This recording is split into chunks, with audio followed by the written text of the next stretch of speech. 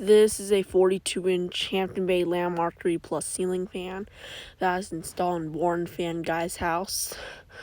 Now that I watched a couple of his videos, I will subscribe after I finish filming this video of this fan that's installed in the bedroom at Warren Fan Guy's house. His bedroom is right next door to this room. So yeah. Now, this is actually the noisiest landmark. It's the noisiest landmark. So yeah, I'll get this to start. Turn the light.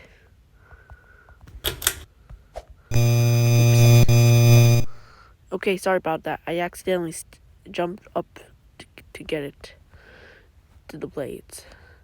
Okay, here's the light. Start flow.